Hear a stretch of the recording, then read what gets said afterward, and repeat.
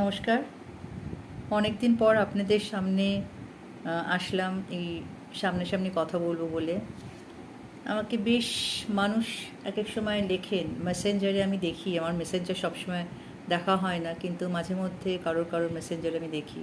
সেখানে লেখা থাকে আপনার রিল কোথা, আপনার রিল তো দেখি না আজকাল। তো আমার মনে হলো একটা রিল বানাই, আপনাদের সাথে কথা বলি। রিল না বানানোর কোনো স্পেসিফিক কোনো রিজন নেই, বাট হয়ে ওঠে না।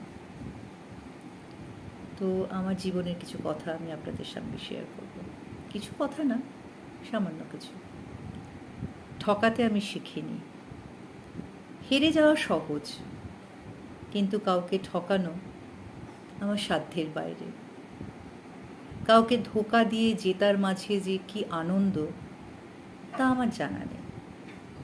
চারপাশে মানুষ যখন কৌশলে পিঠে ছুরি বসাতে ব্যস্ত, আমি তখন সরলতার এক অদ্ভুত ঘোরে বুঁদ হয়ে থাকি। জীবন হয়তো বহুবার ঠকিয়েছে, আমি সত্যি জীবনে বহুবার ঠকেছি। মানুষকে বিশ্বাস করে আমি বহুবার ঠকেছি জীবনে।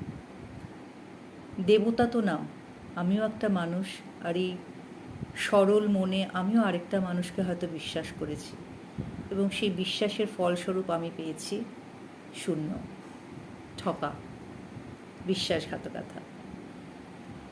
জীবন হয়তো বহুবার ঠকিয়েছে, অন্ধকারের মুখোমুখি হয়ে বিশ্বাস হারিয়েছি, তবুও কারোর বিশ্বাসের সাথে বেইমানি করতে পারিনি।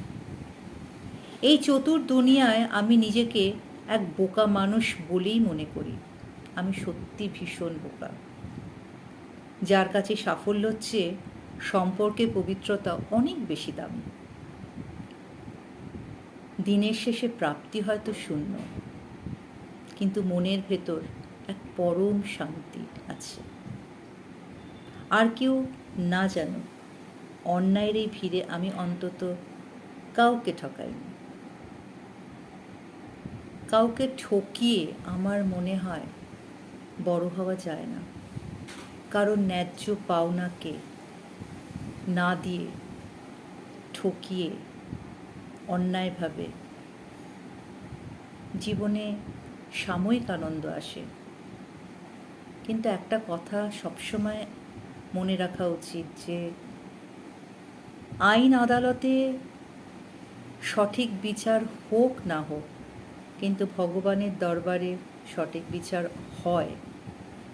ভগবানের লাঠির আওয়াজ হয় না।